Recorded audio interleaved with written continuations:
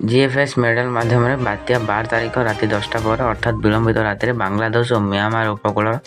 मध्य स्थलभाग छुईबार बोली आकलन कर स्थलभाग छुईवा समय पवन वेग घंटा प्रति पाखापाखि 100 किमी नहीं पूर्वानुमान कर भारतीय पाणीपाग विभाग पूर्वानुमान करी बात्या हुए तेज तार ना मोर्चा रईएमडी महानिदेशक मृत्युंजय महापात्र गणमाध्यम कहते समुद्र भितर सृष्टि होता घूर्णिबलय बात्यार परिणत होगा नहीं पारिपार्श्विक स्थिति संपूर्ण अनुकूल रही 7 तारिख बंगोपसागर घंटा प्रति 40 ରୁ 50 किमी बगन बेगर पवन बह स्थल विशेष पवन घंटा प्रति 60 ରୁ 70 छुईपे यह समय समुद्र अशांत रहा तेणु 7 तारिख ठार समुद्र को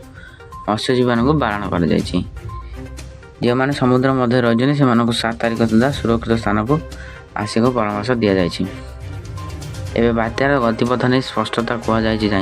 लघुचाप सृष्टि हो गतिपथ स्पष्ट हे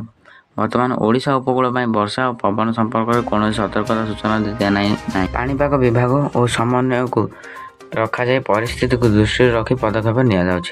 युद्धकालीन भित्तिर उद्धार लगी योजना होती प्रति जिले में कंट्रोल रूम रखा जाए। सूचना अनुसार आसंता 4 ରୁ 5 दिन पर्यंत राज्यर विभिन्न जिले में काल बैशाखी वर्षा हो पारे एने भुवनेश्वर आंचलिक पाणीपाग केन्द्र सूचना देते श्री दास कहते आज 5 दिन पर्यंत घड़घड़ी सह वर्षा हो पारे आभ्यंतरण और उपकूल ओडिशार किसी स्थान में आज वर्षा होता बेले यह आगामी 2 दिन मध्य जारी रहिबो। तेबे काल बैशाखी प्रभाव में राज्य तापमात्रा कमी तेबे 3 दिन पर बदलवा सह पाग परिवर्तन हेबो।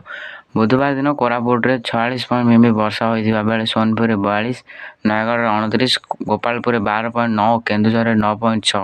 केन्द्रापड़ा 8.4, भुवनेश्वर 7.7 मिमी वर्षा रेकर्ड कर।